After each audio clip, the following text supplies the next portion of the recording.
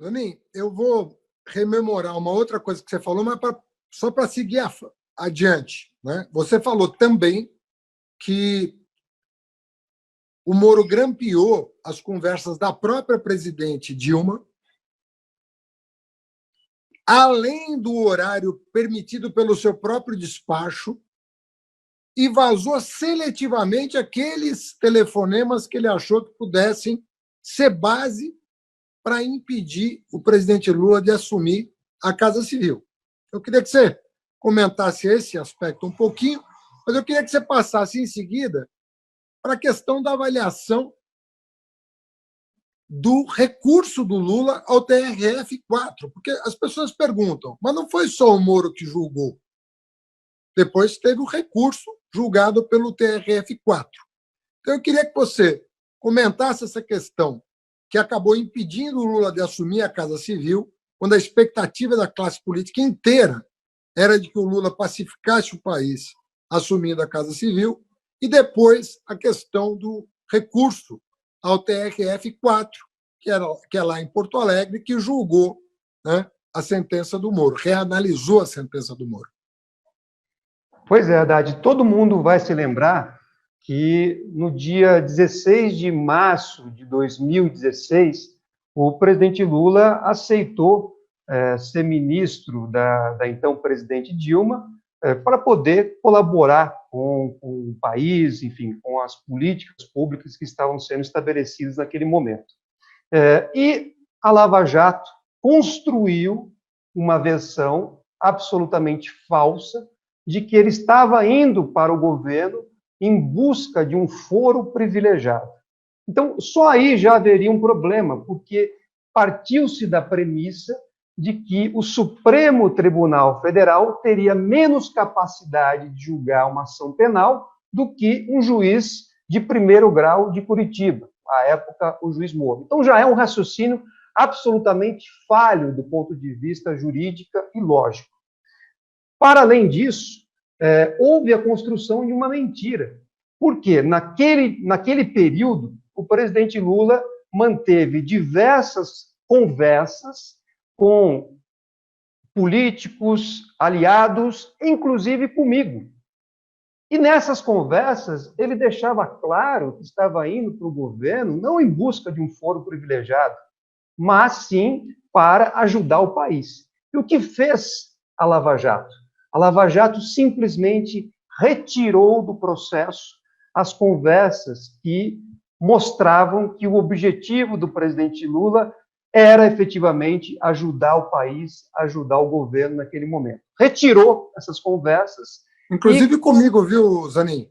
Com Tem você uma conversa também. Comigo, né, que eu adoraria que viesse a público. Eu adoraria que viesse a público. A conversa que o Lula manteve comigo no dia que ele finalmente, depois de muitos apelos, por meses de apelos para que ele assumisse a Casa Civil, e no dia que ele decidiu ir para Brasília, ele me ligou. Eu gostaria muito que essa conversa viesse a público, porque o teor seria muito esclarecedor.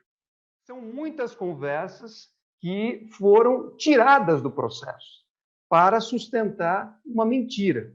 E até o jornal Folha de São Paulo, Haddad, você certamente viu, no ano passado fez uma reportagem mostrando que 22 conversas foram simplesmente retiradas do processo. Ora, um juiz que age desta forma, que tira, não leva aos autos conversas que irão confirmar aquilo que está sendo dito pela pessoa que está sendo processada, como é que pode ser considerado um juiz isento, um juiz imparcial?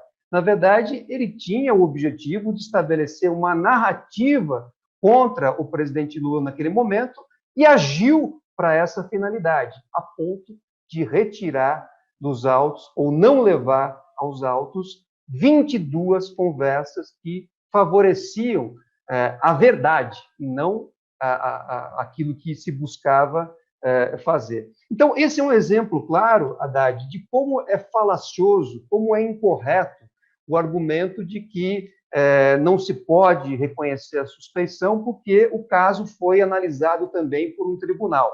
porque aquilo que foi analisado pelo tribunal é produto do que atuou o Moro no processo, é produto daquela atuação parcial e dirigida do então juiz Moro nos autos.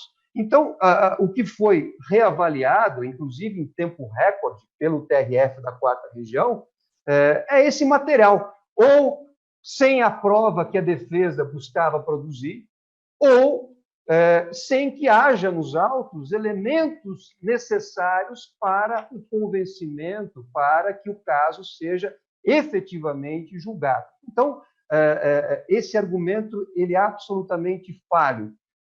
Não há possibilidade de superar a atuação de um juiz que era parcial e que atuou ao longo de todo o processo.